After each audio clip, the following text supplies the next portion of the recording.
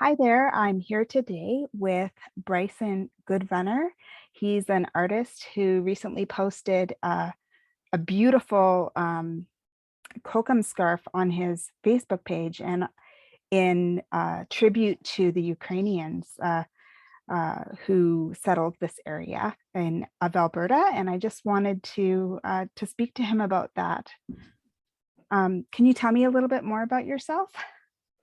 Yeah, so first off, my English name is Bryson Goodrunner. My Indian name is Wapskawa Wasksu, which is White Elk. I'm enrolled in the reservations of Atakaku Preserve, which is in Saskatchewan.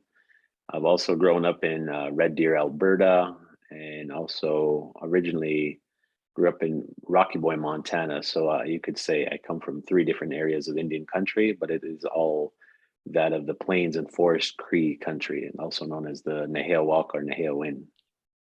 Oh, thank you. Mhm. Can you tell me some more about your art? You are an artist, right?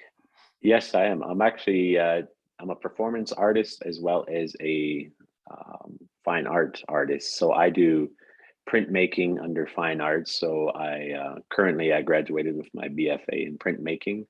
Been doing it for the past year and a half, but I'm mostly known in Indian country for my graphic design work. Mostly focused on the element of fire, because our people are do a lot with fire. We tell stories of fire, so.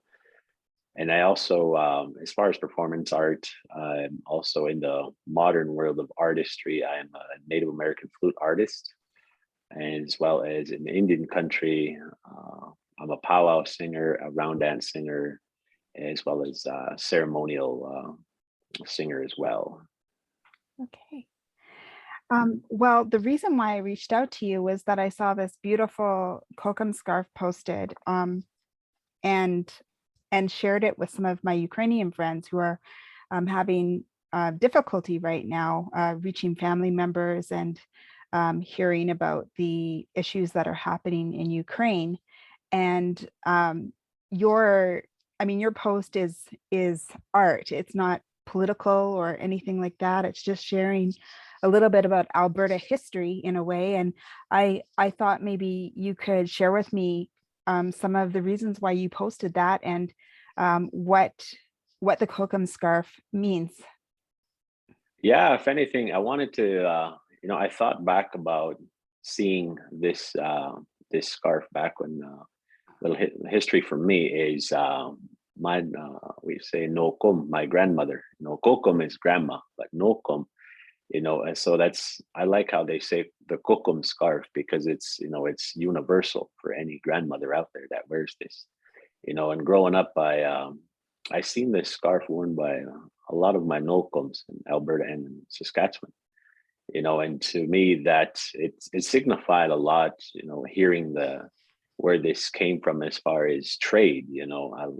A lot of what I know was even like many of us that have shared this was shown to me by my grandmothers and told to me that in these times when they were growing up, there was a lot of trade going on. There was a lot of the residential schooling was coming into play.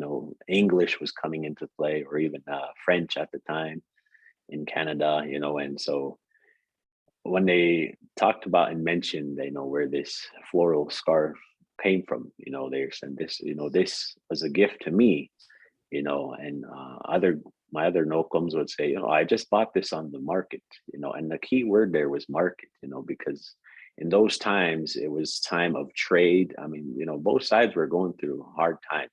There was the migration of the Ukrainians as well, and then our Cree people were, we were migrating around as well, or moving, or even walking in some areas, of Indian country trying to find a home. And during those times, it was not easy for either side, Mhm. for food or even, for anything to sell. So when it came to that, we as natives, we were known for trading. We trade goods, materialistic things, and this kokum scarf was a part of those materialistic things. We traded out of interest, and one way to give back to them as well. You know, we taught a lot of non-natives how to, you know, to farm and to, you know, and to hunt and to trap, you know, and because in Indian country, that's how we grew up, and it was mostly hunting.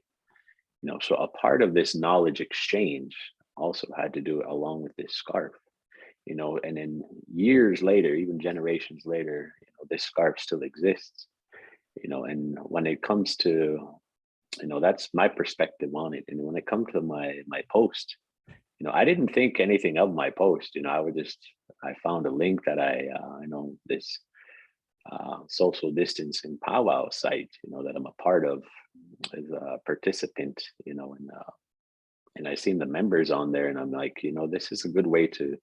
I've known this link to be a good source to share information, you know, as far as Indian country and non-natives as well, Mhm. you know, and so I took it upon myself to share a little bit of what, you know, I knew about.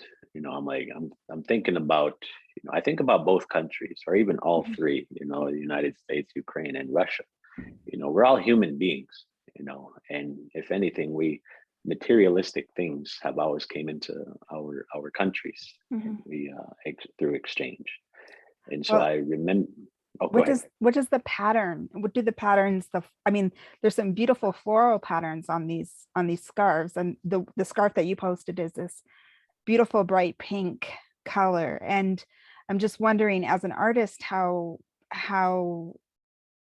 you know that that brightness, like I think in a Ukrainian mindset, when I show any of the Ukrainians that I know who are from, like from Ukraine, not even necessarily the ones that have been here for generations, but the newer ones that are being displaced right now, and that sort of thing, that these colors are just so hopeful, and they give this comfort, while they're being displaced, you know, and while they have a sense of their relatives being displaced. And even if you didn't mean that, like in it as any sort of a statement, it definitely has that, has been giving that impression to some of the people that I've shared it with.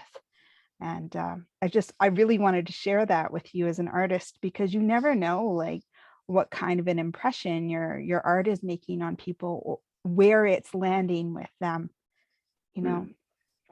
And Yeah. it's you know, you could call it coincidence, you know, with also part of my printmaking is, you know, with my, I'm also Chippewa, you know, so the Chippewa and the Crees are both, they come from the Great Lakes region, you know, so they're the overall is a region is Anishinaabe, you know, and our style of we call it woodland floral, you know. And to me, this is what the current work I do, you know, when I seen and remembered this scarf, you know, and I've seen it for, you know, years, you know, and just off and on. And it's, as you say, it's being utilized a lot today in Indian country, you know. And the colors that I work with today in my floral work are all fluorescent and, you know, just bright colors. So the goal was always to intensify, because it brings a different it catches the eye of someone that would see this, you know, these colors. And when you put this in combination with floral, you know, to me the floral represents, not only is it growth, but it's peaceful and it is calming, and it's also new life, you know. And then when we see a bloomed flower such as a bright rose on these scarves, you know, that to me that was a signification of, you know, this is what is the focus right now, you know, is this new life that we come upon, and this new beginning, as you would say. You know, it takes time for that. So I think about that with, you know, with this scarf, you know, in especially with my background in doing the woodland floral style. And I'm actually currently going to be doing a series of these. I'm going to call them a woodland a woodland scarf, as you can say, or a woodland handkerchief series of printmaking pieces that are going to replicate, or I'm going to create my own style of these scarves, but on on in the form of printmaking on paper and floral pieces as well. So that's it. The signification behind that is the main reason with that post is, this is a time of new growth, and also to identify something there's a connection, with not just with Indian country, but also countries overall, human beings. There's a growth here that we see within this pattern, you know.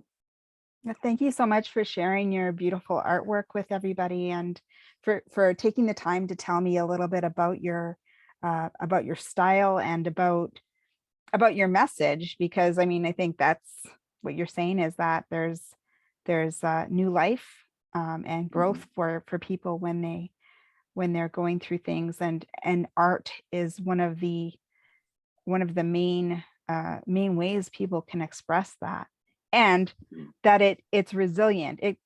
It's lasted so many generations for you. This was your grandmother's scarf, or was it older than your grandmother? Has it been in, how long had it been in your family? Uh since my I'll say since my grandmother from Alberta, that was originally from Red Deer area. Mhm. Yeah, Okay, thank you so much. I hope that you have a great day, and I appreciate your time. sounds good. You as well.